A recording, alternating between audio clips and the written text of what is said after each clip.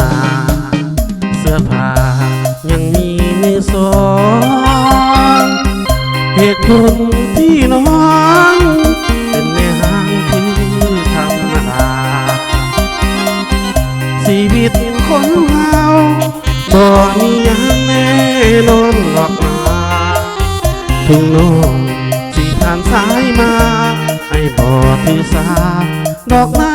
คนดีอายหักน้องแค่บ่แค่สิ่งใดเมื่อทางหัวใจพร้อมยกให้น้องทันที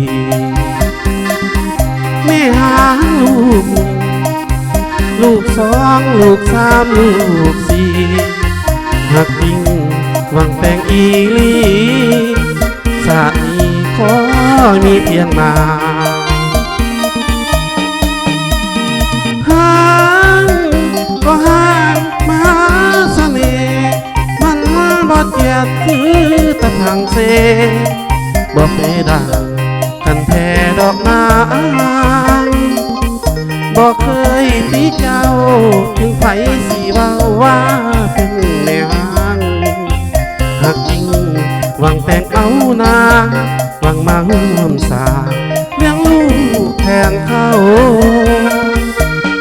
มาหักกับอายเถิดนางวันน้องไอ้ขอหับห้องจะดูแลน้องแทนผัวเก่าลูกสามลูกสี่ลูกห้าลูกหกนายก็สิเอาขอเพียงแต่น้องลืมเขาให้พ่อสิเอาน้องเขาวิวา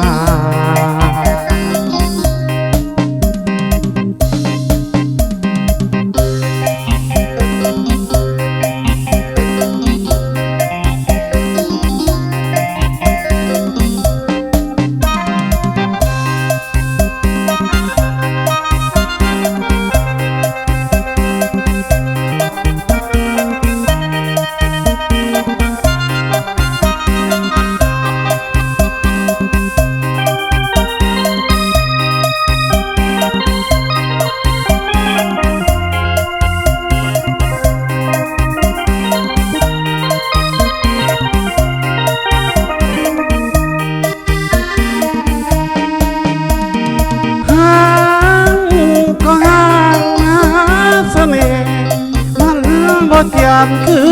ตะพังเซบ่เพดานคันแท้ดอกไม้บ่เคยตีเจ้าถึงไผสิเว้าว่าเป็นแม่ห้างหากจริงหวังแต่งเอานางหวังมาห่วมสาเลี้ยงลูกแทนเขามาหักกับอายเถิดนางวันน้องไอ้ขอหับพ้อง